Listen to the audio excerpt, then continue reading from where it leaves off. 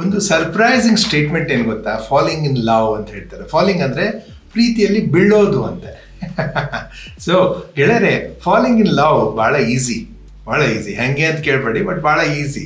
Okay, ಆಮೇಲೆ ಯಾವಾಗ ಪ್ರೀತಿಯಲ್ಲಿ ಬೀಳ್ತಾರೆ ಆವಾಗ ಡೋಪಮಿನ್ ಅಂತ ಹೇಳಿ ನ್ಯೂರೋ ಸೈನ್ಸ್ ಏನು ಹೇಳುತ್ತೆ, ಡೋಪಮಿನ್ ರಿಲೀಸ್ ಆಗುತ್ತೆ, ಯು ಫೀಲ್ ಗುಡ್. ಅದಕ್ಕೆ ಪಿಕ್ಚರ್ನಲ್ಲೆಲ್ಲ ತೋರಿಸ್ತಾರೆ, ಬಟರ್ಫ್ಲೈಸ್ ಆಗ್ತವೆ, ಎಲ್ಲ ಕನಸುಗಳು ಕಾಣ್ತಿರ್ತಾರೆ, ಇಮ್ಯಾಜಿನೇಷನ್ ಬೀಳ್ತಾರೆ, dopamine. But after some time, ಸ್ವಲ್ಪ ದಿವಸ ಆದಮೇಲೆ ನಿಜ ಜೀವನದಲ್ಲಿ ನೋಡಿ, ಆ ಫಿಲ್ಮ್ನಲ್ಲಂತೂ 3 ತಾಸಲ್ಲಿ ಎಲ್ಲ ಮುಗ್ದೇ ಹೋಗ್ಬಿಡುತ್ತೆ. ಬಟ್ ನಮ್ಮ ನಿಜ ಜೀವನದಲ್ಲಿ ನೋಡಿ, falling in love is easy but staying in love, rising in love very difficult ಅಂದರೆ if you don't know the art.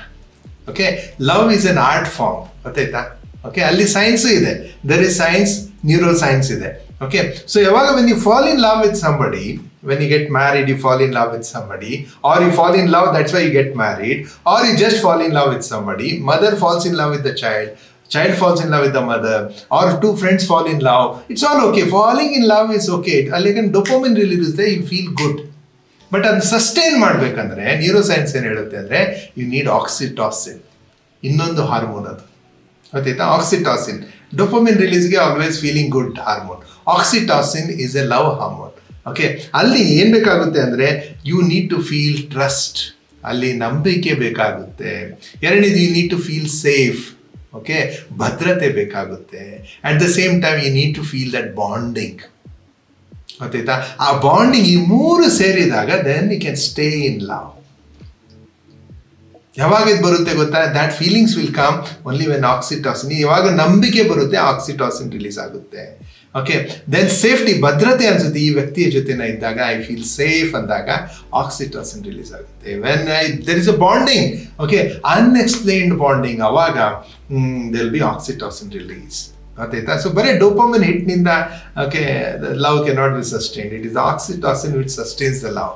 Okay, so falling in love, then staying in love, ಬೇಕೇ ಬೇಕು ಆಕ್ಸಿಟಾಸಿನ್. ರೈಸಿಂಗ್ ಇನ್ ಲವ್, ಅದರಲ್ಲೇ you should flower. ಅಂದರೆ ಏನು ಮಾಡಬೇಕಂದ್ರೆ you should have some good qualities. You should listen, not speak too much. ಭಾಳ ಮಾತಾಡೋಕೆ ಮುಂದೆ listening ಬೇಕಾಗಿರುತ್ತೆ, ಲಿಸ್ನಿಂಗ್ ಭಾಳ.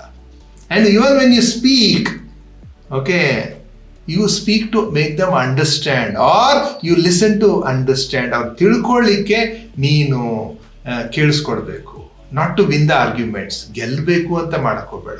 ಎವ್ರಿ ಟೈಮ್ ಅವಾಗ ಯಾವಾಗ ಅದು other person needs you, you should show up. ಇರಬೇಕು, ಅವ್ರ ಜೊತೆ ಇರಬೇಕು. They need you most of the time. Like your partner needs you, life partner needs you. So you should show up at that time. Whenever they need you, you should show up there. ಅಲ್ಲಿ ಹೋದ್ಮೇಲೆ ಏನು ಮಾಡ್ತೀಯಾ ಇಲ್ಲೋ ಗೊತ್ತಿಲ್ಲ, whether you can contribute something, ಇಲ್ಲ ಅವ್ರಿಗೆ help ಮಾಡಬೇಕು ಗೊತ್ತಿಲ್ಲ, but at least you should be present there. That is what rising in love is, ಗೊತ್ತಾಯ್ತಾ? ಸೊ ಇನ್ನೂ ಒಂದು ಬ್ಯೂಟಿಫುಲ್ ಥಾಟ್ ಏನು ಗೊತ್ತಾ, ಯಾವಾಗ ಗಂಡ ಹೆಂಡ್ತಿ ಇಲ್ಲ ಒಂದಿಬ್ಬರು ಸಂಬಂಧ ಭಾಳ ಚೆನ್ನಾಗಿ ಯಾವಾಗ ಇರ್ತಾವಂದರೆ, ಯಾವಾಗ ಈ ಒಂದು ಸ್ಟೇಟ್ಮೆಂಟು ನಮ್ಮ ಗುರುಗಳು ಹೇಳಿದ್ದು, I may not be right always, ಯಾವಾಗಲೂ ನಾನೇ ಕರೆಕ್ಟ್ ಇರ್ತೇನೆ ಅನ್ನೋದನ್ನು ತಲೆಯಿಂದ ತೆಗೆದು ಹಾಕಿಬಿಡ್ಬೇಕು. ಆ ಅಹಂಕಾರವನ್ನು ತೆಗೆದು ಹಾಕಿ, right, may be the other person also is right some day. Like ಇವತ್ತು ಅವ್ರ ಕರೆಕ್ಟ್ ಇರ್ಬೋದು, ಅವ್ರು ಹೇಳೋದ್ರಲ್ಲಿ ಏನೋ ಒಂದು ಅರ್ಥ ಇರ್ಬೋದು, ತಿಳ್ಕೊಳ್ಳೋಣ, ನೋಡೋಣ ಅಂತ ಯಾವಾಗ ಒಂದು ಭಾವ ಬರುತ್ತೆ ಆವಾಗ ಪ್ರೀತಿ ಕಂಟಿನ್ಯೂ ಆಗುತ್ತೆ, ಗೊತ್ತಾಯ್ತಾ? ಸೊ ಅದಕ್ಕೆ falling in love, dopamine. Staying in love is oxytocin. Rising in love is complete understanding. ಆವಾಗ 10, 20, 30 ವರ್ಷ ಅದೇ ವ್ಯಕ್ತಿನ ಪ್ರೀತಿ ಮಾಡ್ಬೋದು. ಮಾಡ್ತಾ ಇದ್ದೀರಾ? And do you know this art? If not, cultivate it, develop it. And ಹೆಂಗೆ ಬರುತ್ತೆ ಇದು? By understanding. Clear? So wish you all the best. Be in love all the time. ನಮಸ್ಕಾರ. Thank you. I love you.